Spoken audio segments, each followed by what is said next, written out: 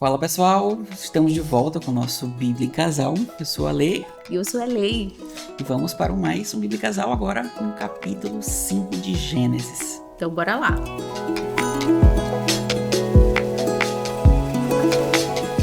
Este é o registro da descendência de Adão. Quando Deus criou o homem, à imagem e semelhança de Deus o fez. Homem e mulher os criou. Quando foram criados, ele os abençoou e os chamou de homem. Aos 130 anos, Adão gerou um filho à sua imagem conforme a sua semelhança e deu-lhe o nome de Sete.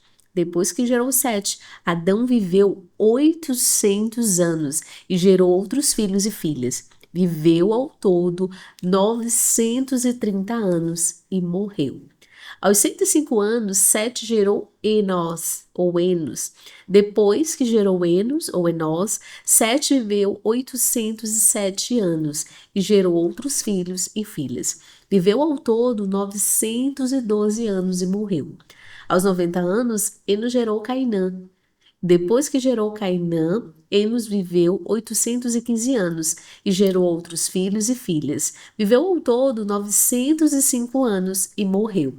Aos 70 anos, Cainã gerou Maalael. Depois que gerou Maalael, Cainã viveu 840 anos e gerou outros filhos e filhas. Viveu ao todo 910 anos e morreu. Aos 65 anos, Maalael gerou Jarede. Depois que gerou Jarede, Maalael viveu 830 anos e gerou outros filhos e filhas. Viveu ao todo 895 anos e morreu.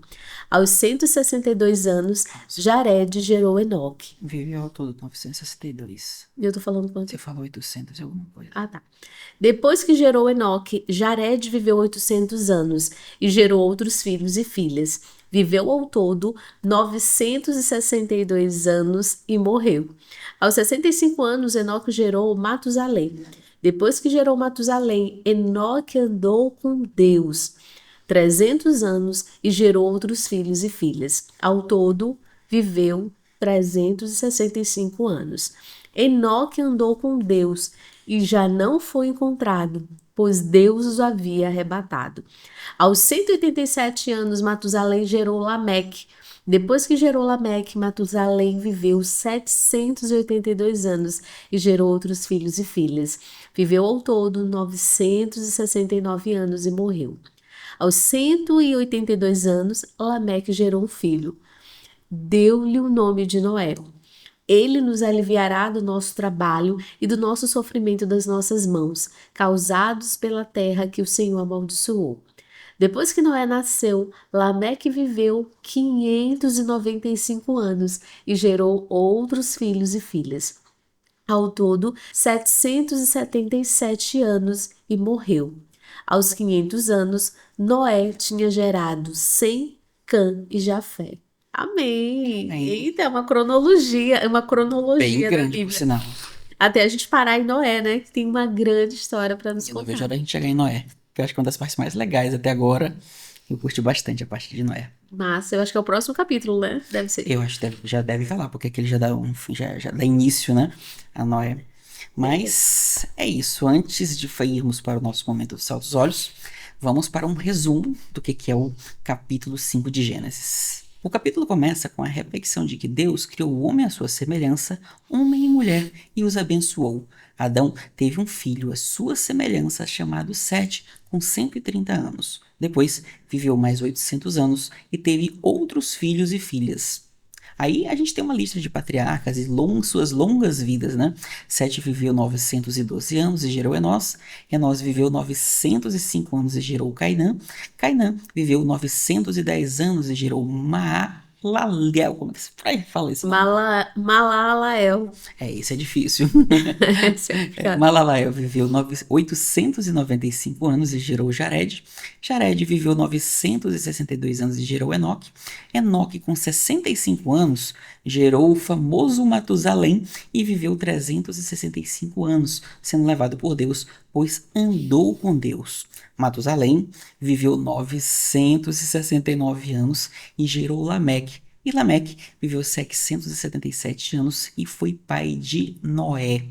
Introdução de Noé. Esse capítulo, na verdade, já faz uma introdução para nosso famoso Noé, né, que foi considerado uma figura de alívio, dado o significado de seu nome, pois seu pai Lameque profetizou que ele traria descanso em meio ao trabalho da terra amaldiçoada, como a gente viu no capítulo 4, né, onde aconteceram vários episódios aí bem intensos, né? É isso. Vamos Que legal. para o nosso momento Salta os Olhos. Ai, podemos. Roda a vinheta. Não, mas o que me chama a atenção é, embora seja uma genealogia, e quando a gente lê genealogia, a gente sempre diz assim, ah, mas por que eu preciso ler genealogia? É tão confusa, e enfim, repete muito datas, anos. Levíticos, a gente tem muito isso. Levítico, números, quando a gente começa a ler, vocês vão entender. Mas é muito interessante porque quando você lê essa genealogia especificamente de Gênesis 5, você percebe o seguinte: todos viveram muito tempo. E eu ia comentar E exatamente morreram, sobre isso. mas Enoque foi um cara fora da curva. Ele não morreu, Ele foi arrebatado. sabe? Não sei se ele foi arrebatado, mas Deus tomou pra si. Então a gente não sabe se ele foi arrebatado, se ele foi trasladado, se ele desapareceu. A gente não sabe. Mas o que é interessante é que Noé andou com Deus e talvez não tenha passado pela morte. Porque quando a gente fala de Adão e Eva, quando pecaram, eles deram abertura para que houvesse a morte no mundo, né? Para o planeta. Para a civilização. Para os homens, né? Isso, para os homens. Humanidade. Isso. Claro que isso aqui é a nossa visão, gente, por favor, né? A gente não tá trazendo aqui uma visão histórica, não somos pastores, né? Não somos pessoas que, né, vão trazer... Teologicamente, historicamente. É basicamente o que realmente salta os nossos olhos e o que a gente realmente sabe e conhece um pouquinho da nossa vivência. Mas Enoque, é isso que eu acho interessante, é que ele andou com Deus e não passou pela morte, né? Normalmente a gente trabalha a morte como consequência do pecado, que é a separação do homem com Deus. E o quanto a Bíblia fez questão de frisar que Enoque andou com Deus. E eu acho muito interessante assim, poxa, por que quem escreveu a Bíblia fez questão e Deus, né, ratificou para escrever realmente sobre que Enoque andou com Deus. Então, esse homem, ele fez uma diferença na geração dele, né? E eu acho que nos faz refletir assim, agora, os nossos dias, se nós temos de fato andado com Deus, se a gente tem feito realmente diferença para nossa geração, no nosso dia a dia, será que a gente realmente está andando com Deus?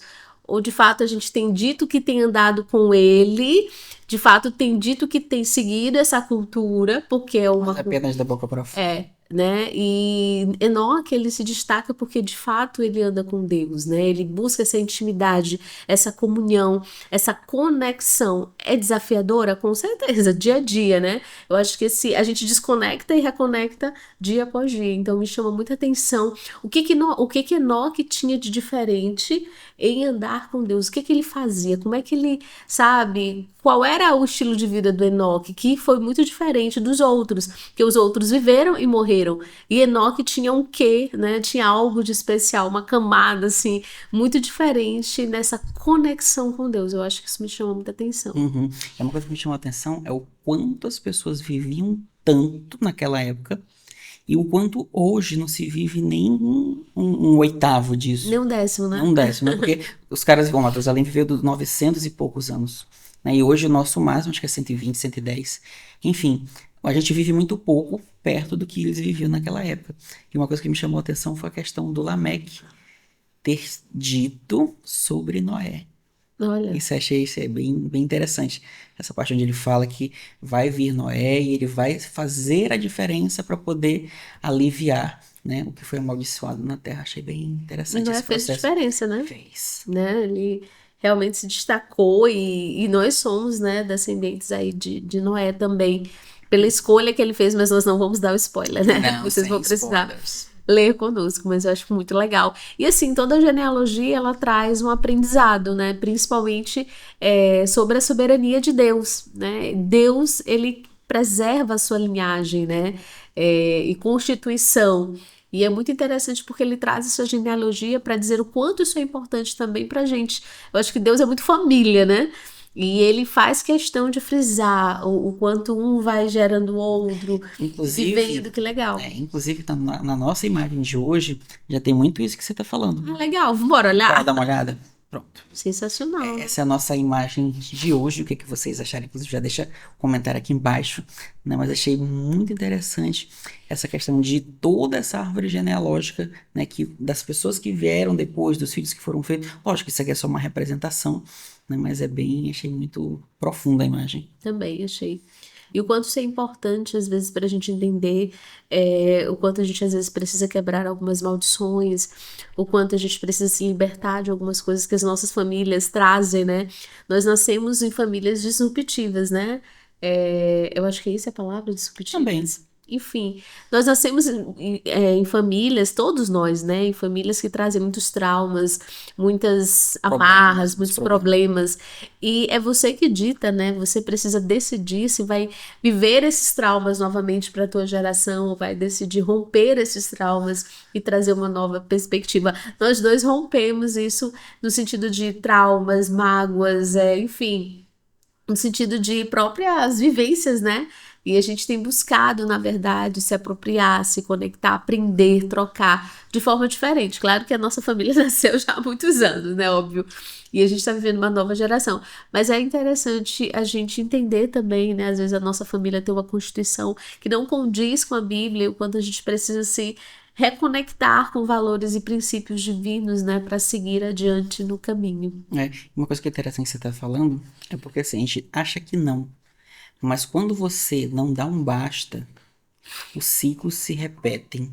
As famílias e os erros se repetem. Sim. Né? E só vai trocando as pessoas. Os problemas permanecem os mesmos. É o pai que não casa com a mãe, que não casa com não sei quem, que não faz não sei o quê, que gera para o filho um problema, que gera para... Enfim, vai gerando uma bola de neve. Né? Então, realmente, se você não dá esse basta, não encerra esse ciclo, ele vai ser quase que eterno, né? Você vai só repetindo, né? Um padrão. Uhum. A psicologia explica aí.